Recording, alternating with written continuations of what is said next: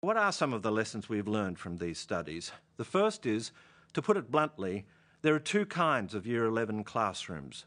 On the one hand, we see lessons in which the teachers do a considerable amount of talking to the whole class and, less often, to groups, and that talk comprises variations around the academic discourse of the curriculum area, if you like, the textbook language. We see plenty of lecture-style talk from the teacher with occasional interactions with students who spend a lot of their time listening. We see some hands-on practical work that is discussed a little, but that does not form the centrepiece of the teaching learning environment.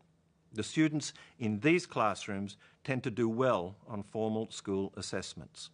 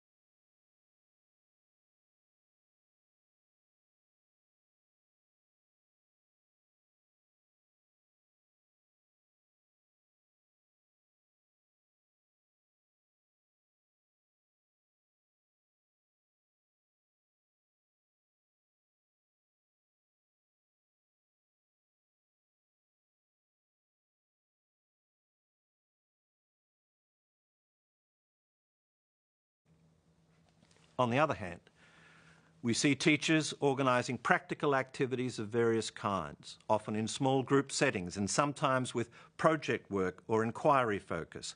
We see busy classrooms with not a lot of academic teacher talk, but a lot of organisational teacher talk and student activity.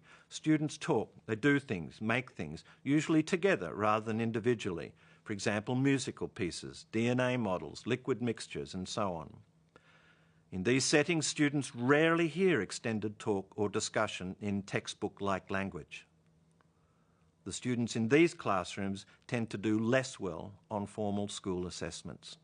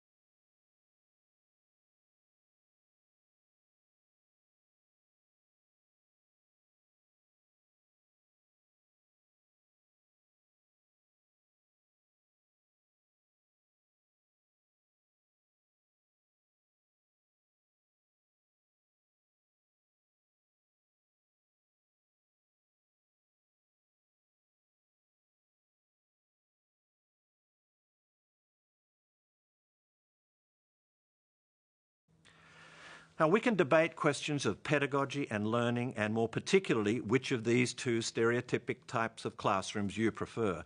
But most syllabus guidelines indicate that students should experience a strongly related mix of the academic and the applied, the knowledge and the inquiry, and so on, in their classrooms and their music rooms, their laboratories, excursions, and so on, with each supporting, informing, and motivating the other.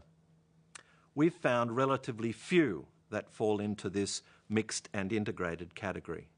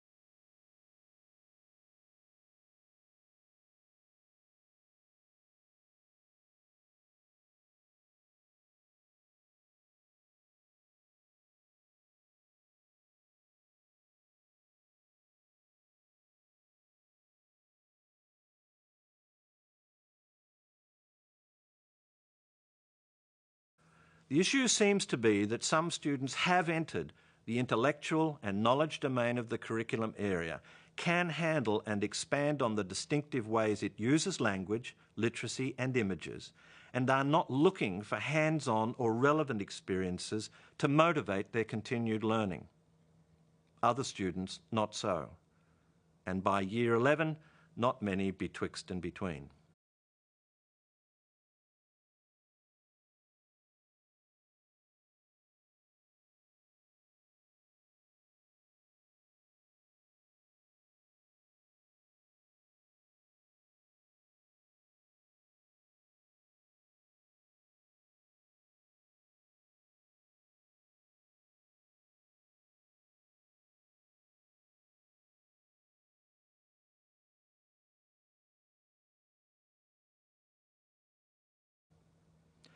So these classroom studies give some support to Christy and Derevyanka's concerns about students not having developed the capabilities they need to meet the curriculum-specific demands they face in the senior years. Attending to the generic basic literacy needs of students in all classrooms is critical and one of the shortcomings of our current school practices. As any secondary school teacher can attest, too many students need more explicit teaching, modelling and basic literacy support well into their secondary years. And this help is not always easy to find in a secondary school. Students in both of the types of classrooms I have outlined need this support on a regular and routine basis. But the journeys that lead to these two kinds of Year 11 classrooms probably start in the middle years of schooling, as the curriculum areas begin to become more distinct from one another in what they expect learners to be able to read and write.